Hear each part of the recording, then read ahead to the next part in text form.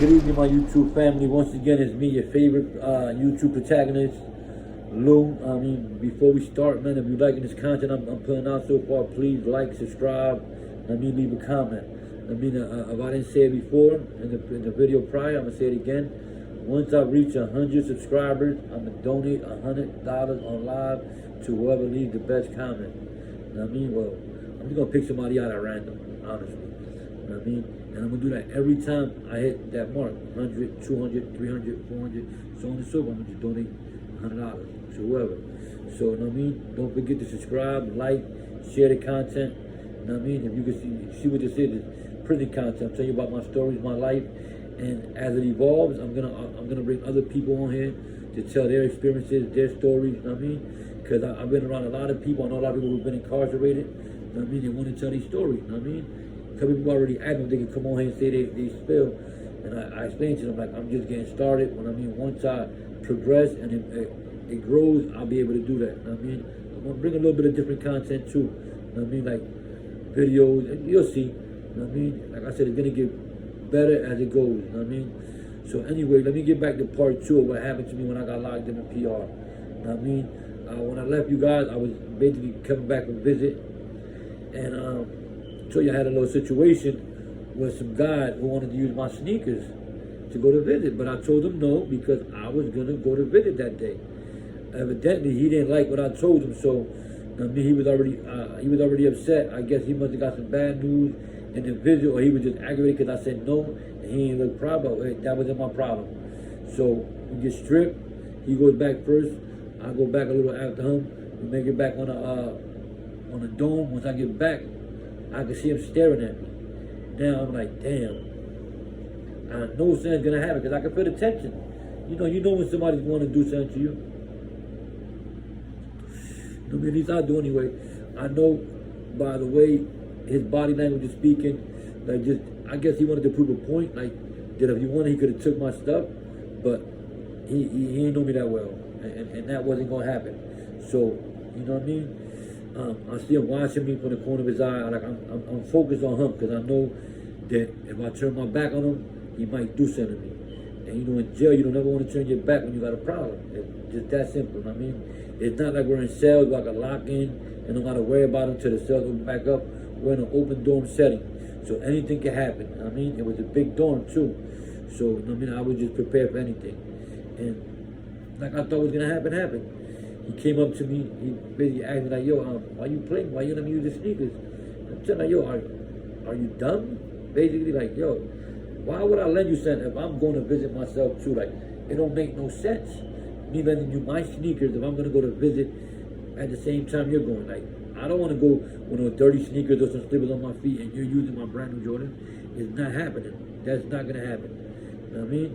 So you're like, "Damn, you could have did that for me though." I'm like, "Bro, I don't even know you. Why would I sacrifice something for you and I just met you?" It's not happening, bro. It's not gonna happen. You know what I mean? So I guess he wasn't like what I was telling him. He thought I was just going, "I apologize, I'm not doing that. I didn't do anything wrong." So as we going back and forth, he turns around. Now he was gonna spin off, and he pivoted back real fast and swung. When he swung, yo, I'm not gonna lie, the first punch kind of dazed me. So I'm like, like I shook it off. I'm trying to fight back, but individual was nice on his feet, bro. I felt like he had boxing lessons because he was swinging. Like he was engaging, but he wasn't like engaging completely. Like he would hit me, move back when I swing. Like he knew how to pivot off his feet. So he had some type of training. I'm not dumb. Boom, he getting the best of me. So I'm like, all right, the next time he comes in, my best bet, because he's gonna keep on popping me and moving. Like if I rush him, I'm gonna grab him, I'm bigger than him, I'm gonna slam him. And so boom, he swung a 2-piece. The first one connected. When he connected, like I took the punch. But what I did was, instead of swing, I rushed forward and I grabbed him. When I grabbed him by the waist, like picked him on, threw him on the ground hard, boom. Now mind you, the setting that I'm in is not like, well, I don't know about any jails and any other, like, as far as like the West Coast, but I know in Jersey, like even the beds are metal, you know what I mean? Probably 2 to 4 inch mats. Over there, everything is cement. The bed frame basically was like cement. It was basically 2 feet high, 7 feet long, you know what I mean? And it had a mat on it. On the side of that, it had like about 3 feet high table made out of cement, and that was basically it. With a mat on it. The table you had, you ate on it, you wrote on it. So when I slammed him, like I said, like I slammed him hard. He was smaller than me. The echo like rung out throughout the room. Now everybody was already, when somebody fights, people can't, but everybody stops, it gets quiet, everybody's being nosy, everybody's watching. So when I slammed him, I jumped on and started hitting him. Now I'm getting better with him. I'm not paying attention to who he's clicked up with because I haven't been on a chair on the dorm that long. But as I'm hitting him, like 3 or 4 of the guys jumped on me. Now they get like, as I'm hitting them, they're hitting me. But I'm focused on him. All right, y'all gonna beat me up, but I'm gonna try to kill this man on the floor. And that's what I was trying to do. So I'm hitting him as hard as I can. When I got hit from the back real hard. When I went down, I hit him with my elbow in the face, split his face open. And we going at it. Mind you, this whole time that we fighting, no officers are coming to the unit. I mean to the dorm. Like it's like we're just fighting. Usually anywhere else, like when you're in a dorm setting, the officers can see on the dorm, they rush in quick, they break it up, you go to lock up. We've been fighting out for like 45, almost a minute. I started getting jumped, nobody's still coming in. So I was surprised. I'm like, wow. You know what I mean? In the back of my mind, like, yo, they're gonna kill me here. Like I'm hoping like that there's noise, and I'm not gonna lie, I'm gonna need help sooner or later. And like I don't know what happened. As we're fighting, like 3 other guys jumped in and jumped on the guy that was jumping on me, separated it. Like, yo, get off my phone. Like, I didn't expect that. I didn't expect anybody else to help me because I don't know anybody there. I'm really not from that town where I was living at. I was only living in PR probably like 6 months at the time. You know what I mean? So I'm fairly new. I don't know anybody. The people that I was dealing with when I was on the street was older than me. So like the juvenile where I was at, I didn't know them. And like the guys that helped me weren't even from the town that I was living at. They were from a whole other area. Caballo, one was named Horse, Caballo. He was from Bayamon. Pepe was from Carolina. And Saul was from Ponce. I mean, they 3 separate towns way from where I'm at, but they shot me bail. I don't know why. I mean, like mind you, the guy that I fought, number one, was Nuevo Grupo 25, new Group 25. That's one of the prison gangs over there. The people who helped me were Nieta. So now they helped me, they separated it. You know what I mean? I got a bruise on the top of my eye. My lip is split, swollen. I got blood coming out of my mouth. I had bit my tongue. So, they're like, yo, you good, don't worry about it. Basically tell me, yo, look, they broke it up. And then you can see, like, people starting to click out on that. Nobody knows what's going to happen. But the guy, them like, yo, don't worry, you good, ain't nobody going to do shit else to you. All right, don't worry about it. I'm like, yo, like, he's like, what was it about? So I explained to him, listen, he had came to me and asked me to use my sneakers to go to visit. Mind you, I don't know this man from a can of paint. I don't care to know him. Like I said, I wasn't going to listen to him. I was going to visit that day. Why would I listen on my personal property so he can go to visit and I go to visit with either his sneakers or some slippers? I wanted to go presentable to visit my family, to go to the visit to see my family. It's just that simple. He didn't like what I told him. I mean, I guess he thought he was going to come back and just bully me. It's not going to happen. I mean, like, no, you good, though. I mean, that's the best you did was defend yourself. If you would have did that, it would have been over for you. I'm like, bro, that's not my first rodeo. It's the first time I've been locked up in Puerto Rico, but I've been locked up before, you know what I mean?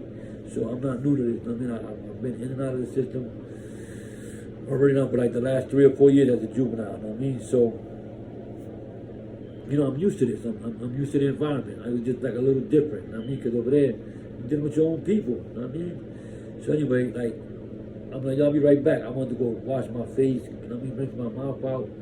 I mean, like my mouth I was still bleeding on my tongue. I bit my tongue. There's like a lot of blood in my mouth. I hate that taste. It's like an acidic taste. So when I go, I wash my face.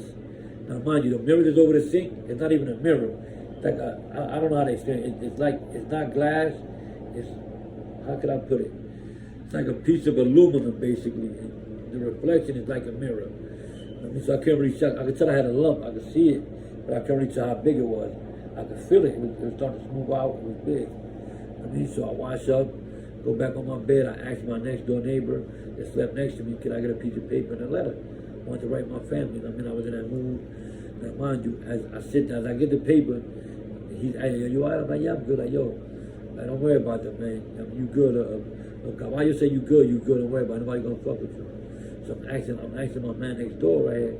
His name was Omar. I'm like, yo, like, well, why they help me? He's like, yo, you don't know who they are? I'm like, nah. Like I said, I ain't been that long. He's like, yo, that's basically the backbone for the Asociación Neta. That's who runs their little group here in his unit. I mean, and they hold a lot of weight. I mean, they put it in. So I'm like, all right, but like, why they help me? Like, yo, because one of the rules that they're against is abuse, extortion. He breaking it down. So, you know, I'm like, all right, that sounds deep. I like what I'm hearing. So as we talk, he breaking down what Nieta is. I mean, basically like how they started. They started as a prison reform group. They started to stop abuses against other inmates in the prison system in Puerto Rico. I mean, so I guess, well, they seen that happening and they got involved.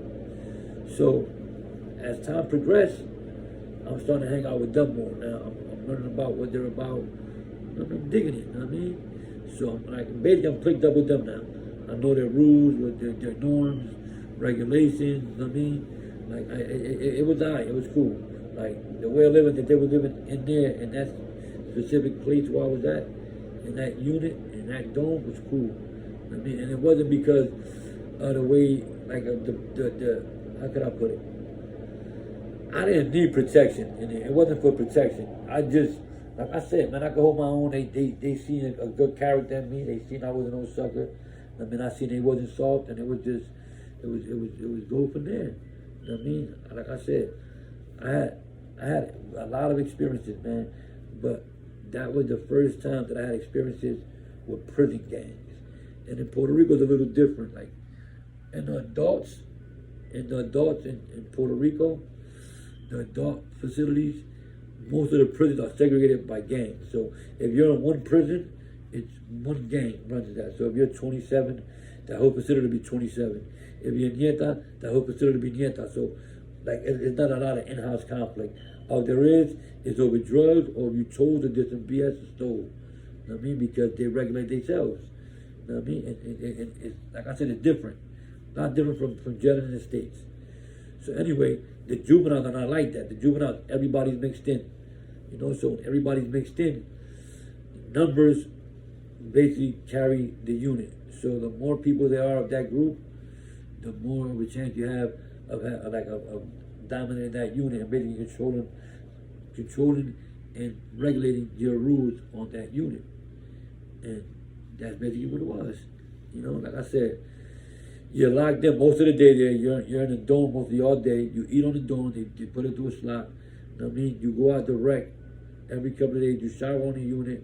You don't go anywhere. Only time you go is to the medical. You know what I mean? To the back, because it's not a yard, basically. It's just like a basketball court, a caged-in basketball court. Now you walk in a cage. They put you in that cage. It's one court. You just sit around there, bullshit. Well, that's it. So, you know what I mean? Everything that happens on the unit, on the dorm. I mean, unless it's like outside problems. Now, when we go out to yard, to the basketball court, like it's kind of, the gate is kind of big. The basketball court in the center, and around it is a lot of space. So when we come out, not just our dorm comes out, the whole unit comes out. I mean, so like I said, every dorm is different, you know? Like, our dorm held like 27 people. They were smaller dorms, you know what I mean? They were probably bigger dorms, but when we come out, it was probably like 100 of us in that cage. Now, once you come out, you start seeing people from your town. So I'm coming out, now I'm hanging with certain people that I don't know anybody. I'm not. So when I'm coming up, I'm hanging out with the guys that are from other towns that I've met in there. And like as we come out, me and other people from their town, we can fly cool, we hanging out. You know what I mean? And it's always tension, because I said it's different groups. And in PR, the system is a little different. It's not like Jersey. Jersey, like, as a juvenile, doing heroin, doing dope, you know what I mean? Sniffing coke. That's taboo as a juvenile, you know what I mean? Like, you see that in adult facilities, you don't see that in juvenile facilities. Over there, like, people start getting high early. I've seen 12, 13, 14-year-old dope fiends, tracks on their arms and everything. Like, that's just what they do. So it's a lot of like you go to visit, like people bringing them drugs, they bringing it back, and everybody getting high. So there's always a lot of tension over drugs. So when you go to the basketball court, to the yard, you got to make sure you within your circle. So when you go out, like you go out, the group 25 here, 27 here, and it's just you stick with your people. The only time they basically intermingle is if they probably playing basketball against each other, or if they got some type of business going on. But besides that, it's none of that. I mean, they try to avoid each other, and it diffuses conflicts. It's staying away from each other.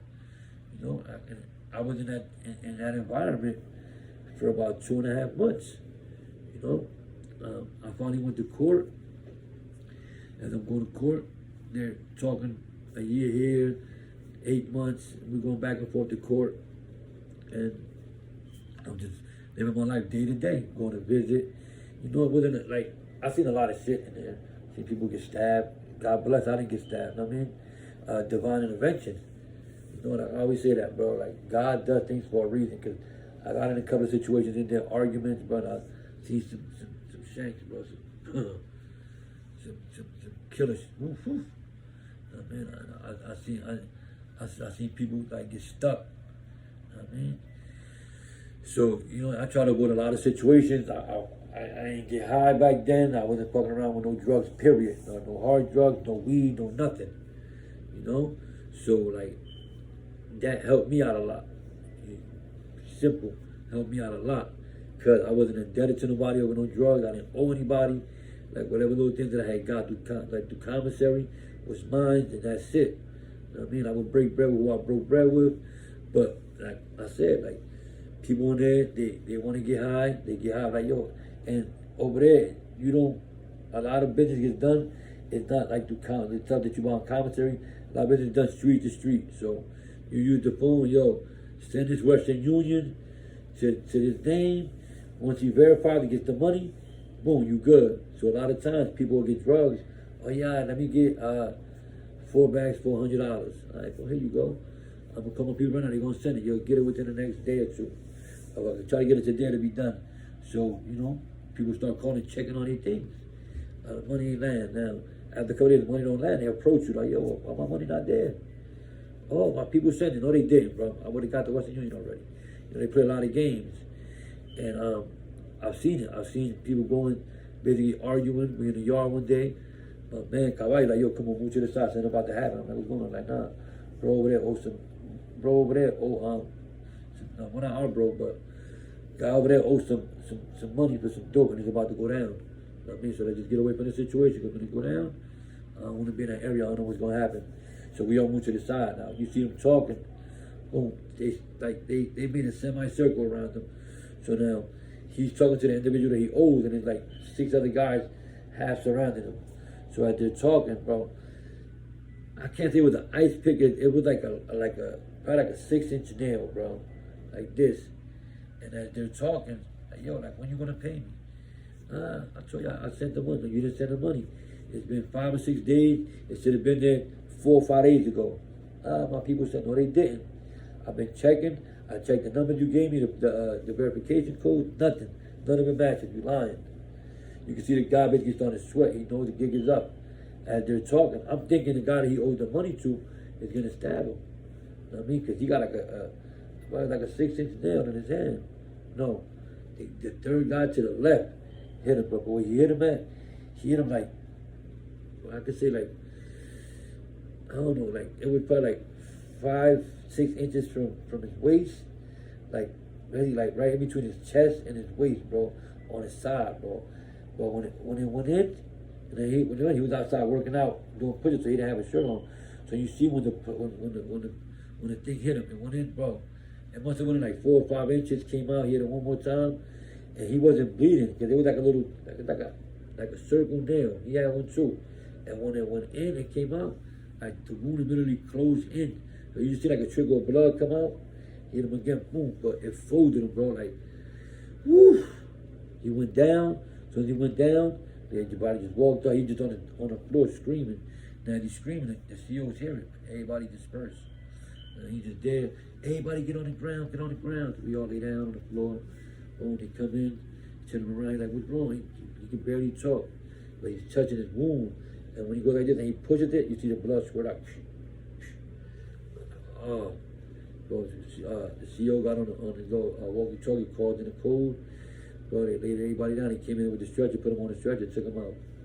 I mean, never seen him again. Honestly, I don't even know what happened to him, because about 3 weeks after that, I got released. You know what I mean? Once I got released, I went back to doing the same thing that I know how to do. Back to getting in trouble. You know, and I was doing that for a while. And man, basically the same things, man. I ended up getting locked up again, but that's for another time. You know what I mean? But as for now, I'm gonna let you guys go. I hope you enjoyed this story. I mean, there's more to come. Like I said, man, lock in and zone out with me, man. Stay tuned. I mean, thank you for listening to my stories. And hopefully, man, one of you subscribers, man, is gonna win $100 soon. Well, until the next time, man, have a good night, man. Blessings and salutations to all of you.